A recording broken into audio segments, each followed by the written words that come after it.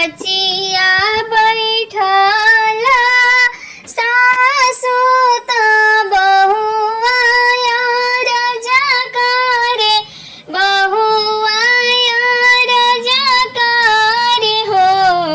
ए सासु हमहु जे भूखबी ललही छठत कुस गठिया डारबी कुस गठिया डारबी हो ए सासु हमहु जे भूखबी ललही छठत कुस गठिया डारबी हो नाही तोहरो नैहर में बीराना बाने नाही ससुर में देवर बाणे नाही ससुर में देवर बाणे हो नाही तोहरे नैहर में बीराना बाणे नाही ससुर में देवर बाणे हो ए बहुआ नाही तोहरी गोद में लालनावा कैसे के छठिया भूखबू कैसे के गठिया डरबू तू हो ए बहुआ नाही तोहरो गोदी में लालनावा कैसे के छठिया भूखबू कैसे के गठिया डरबू तू हो सासु जे चला गईली हटिया त ननदी बजरिया गईली ननदी बजरिया गईली हो ए बहुआ हनीली हली बजार के वाड़ी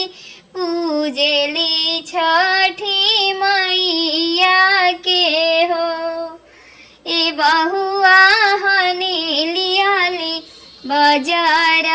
के वाड़ी पूजेली छठी मैया के हो आंगना में खनली सागरमा त कुस ढाक गाड़ेली कुस ढाक गाड़ेली हो आरे निहुरी निहुरी पूजे छठी माई के आपन दूनो कय जोरी हो आरे निहुरी निहुरी पूजे छठी माई के दूनो कर जोड़ी के हो हटिया से आई गईली सासु बजरिया से ननदिया आईली बजरिया से ननदिया आईली हो बहुआ खोली दना बजड़ के माड़ी पियासन जियर बेयाकुल पियासन जियर बेयाकुल हो कुसवा समाई गईले आंगन पारस भइले पालना पारस भइले पालना नु हो लालना कलश बनी गईले आंगनावा बिचवा रोवली बहुआ बिचवा रोवली बहुआ नु हो बहुआ से पूछेली ससुरानी आंगना में आई के हो बहुआ कहावा से आईले लालनावा त गोदिया रोवले हो बहुआ कहवा से अइले लाला नाम आंगनवा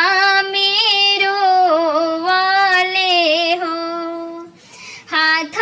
जोड़ी बोलेली बहुआ त सासू से बतावेली सासू से बतावेली हो सासू छठी मैया दिहली लाला नावा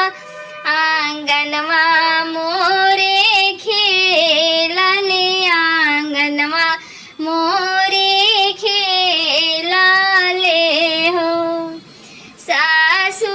छठी मैया दिहली लाला नामा आंगनवा मोरे खेलले आंगनवा मोरे खेलले हो। प्लीज़ मेरी गीत अच्छी लगी तो वीडियो को लाइक कमेंट सब्सक्राइब जरूर